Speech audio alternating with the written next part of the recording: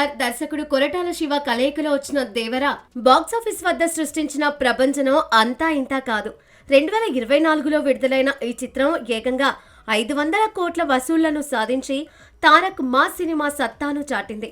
Janata garage వంటి భారీ hit తర్వాత వీరిద్దరి కాంబోలో వచ్చిన ఈ మూవీ తారక్ ను సరికొత్త స్టైలిష్ మాస్ అవతారంలో చూపించి అభిమానులను అలరించింది. జాన్వీ కపూర్ కథానాయికగా నటించిన ఈ చిత్రానికి అనిరుద్ రవిచందర్ అందించిన సంగీతం అదనపు ఆకర్షణగా నిలిచింది. అయితే మొదటి భాగం ముగింపులో సీక్వెల్ ఉంటుందని ప్రకటించినప్పటికీ చాలా కాలం వరకు దానిపై ఎలాంటి సమాచారం లేకపోవడంతో అభిమానుల్లో కాస్త ఆందోళన మొదలైంది. అసలు రెండో భాగం ఉంటుందా లేదా అన్న సందేహాలు సోషల్ మీడియాలో వ్యక్తమయ్యాయి.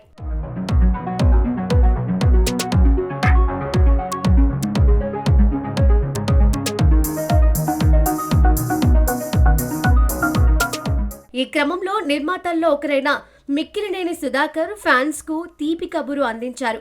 నందిగామలో జరిగిన ఓ కార్యక్రమంలో ఆయన మాట్లాడుతూ దేవర 2 ఖచ్చితంగా ఉంటుందని స్పష్టం చేశారు.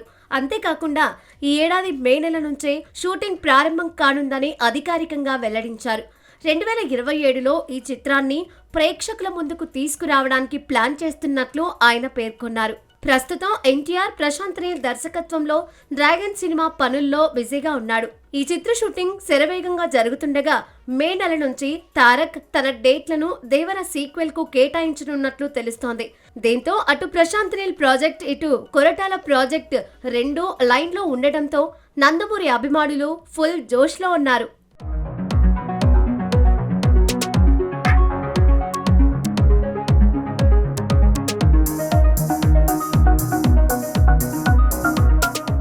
దేవర 2 స్క్రిప్ట్ ఇప్పటికే దాదాపు సిద్ధమైపోయింది.